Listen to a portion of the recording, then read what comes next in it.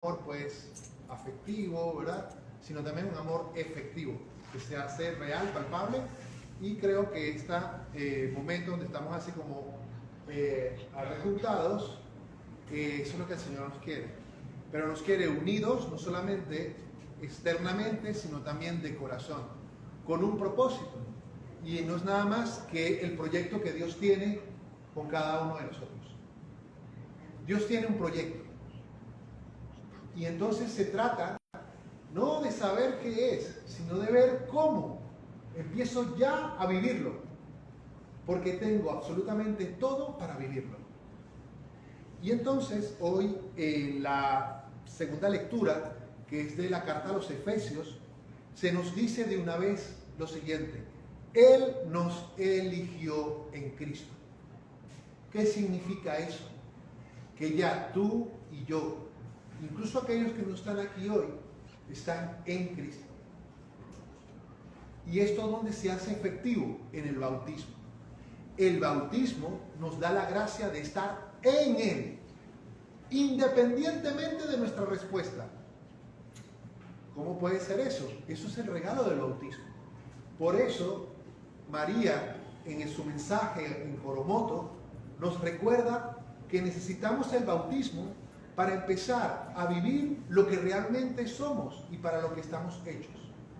Estamos ya en Él. Él nos eligió en Él. Hay un hermoso documento de la iglesia que dice que todos los hombres, de algún modo u otro, están unidos. Todas las mujeres, todos estamos unidos en Él.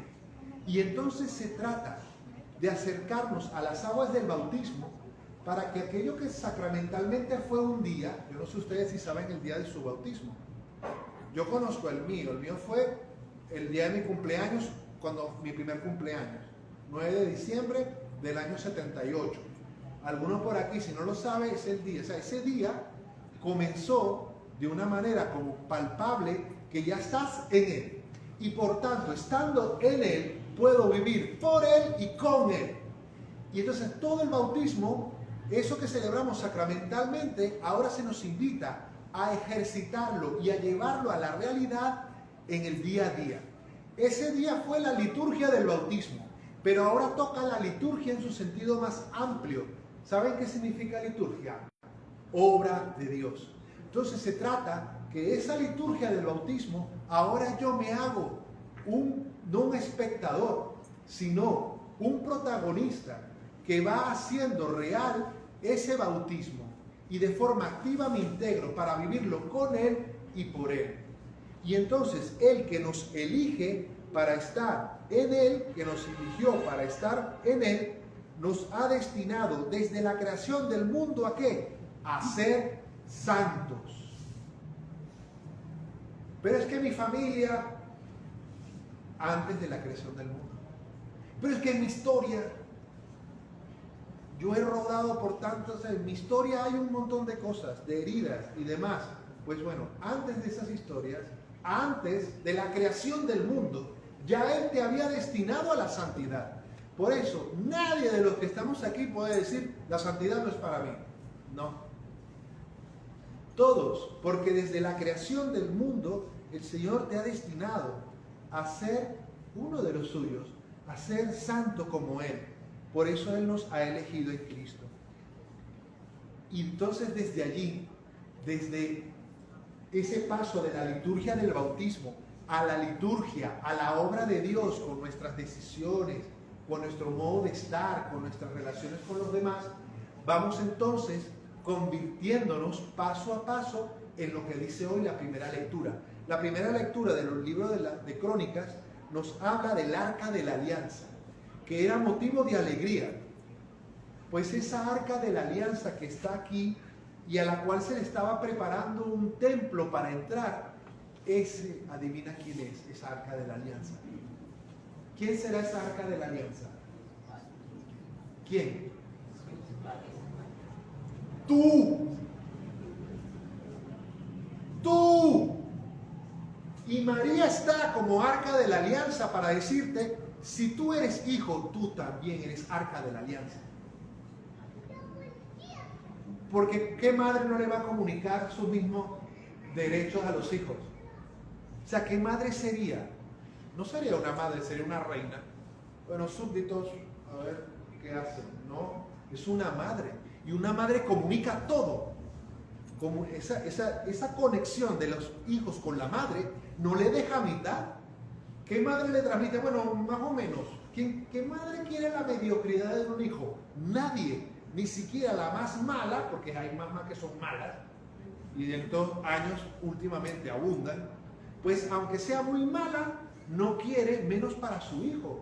Y entonces nos encontramos aquí, elegidos por Él, ya estamos en Él, y destinados desde la creación del mundo, antes de mis historias, antes de mis traumas, antes de mis no y demás, antes incluso de mis pecados, destinados a la santidad.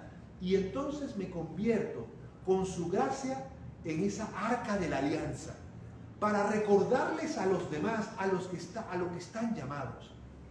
En la oración a la Virgen de Coromoto le estamos pidiendo dos cosas: vivir nuestro bautismo. Y hasta los momentos en los que les he compartido, estamos en ese punto. Vivir nuestro bautismo. Pero ¿para qué vivir nuestro bautismo? Para traer a la segunda petición que le hacemos hoy. Para hallar el progreso de nuestra patria. Viviendo el bautismo vendrá el progreso de la patria. Sin vivir bautismo no hay progreso de la patria. No puede haber progreso de la patria sin hijos que vivan su bautismo. Entonces, la pregunta está, hoy del Día de la Virgen de Coromoto, ¿quieres vivir por Él y con Él? Porque ya estamos en Él. Pero podemos ser como un cáncer que ya está en el cuerpo, pero no está por la labor de hacerlo crecer por Él y con Él. O quiere ser un miembro vivo en ese cuerpo, que ya está en Él, pero quiere actuar por Él y con Él, para que esa alianza también llegue a muchos. En el Evangelio de hoy se nos pone el ejemplo de los pastores. ¿Qué fama tenían los pastores? Una fama muy negativa. ¿Pero qué hicieron ellos? Empezaron a entrar en un dinamismo de escucha de la palabra. Les pregunto, ¿quién les anunció a los pastores que Dios estaba en Belén? ¿Quién? Un ángel. Y esto es muy bonito. Por eso aquí se refleja la humildad de los pastores. Con todas sus cosas, porque tenían fama de agarrarse las cosas ajenas.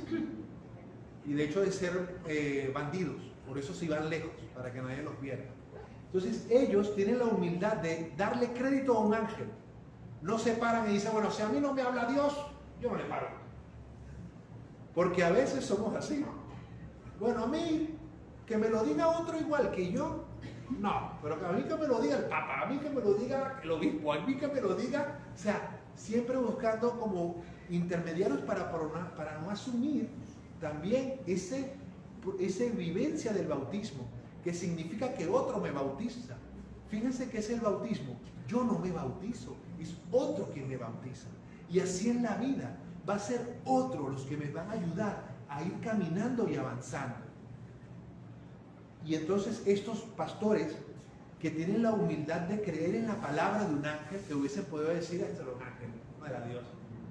Van, obedecen y llegan y ¿qué se encuentran? Ven a María, a José y a niño.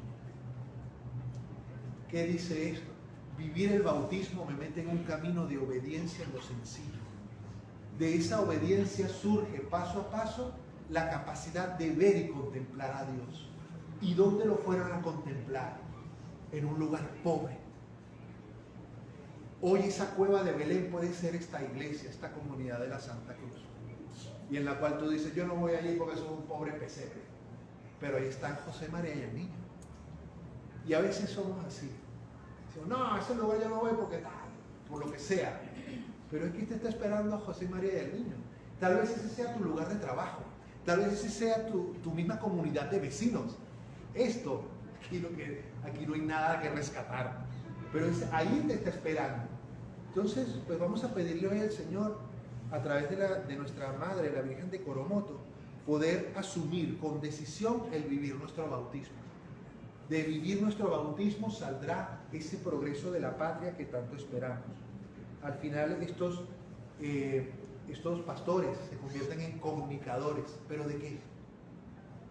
No anuncian un cambio inminente, no están anunciando cambios de ningún tipo, sino solamente están anunciando a Jesús.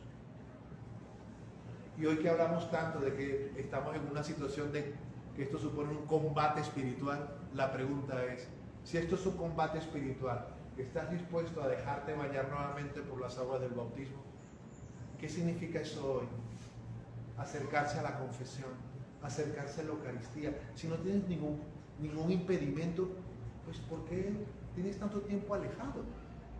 Pues que podamos vivir nuestro bautismo para que también viviéndolo nuestra patria, Venezuela, que tanto lo necesita, pueda progresar, pueda ir adelante. Y como estos pastores, ir anunciando a todos los que están allí, llenos de esa presencia del Señor, ya insertados en Él, las maravillas que Dios va haciendo y que va a hacer. Que así sea. Amén.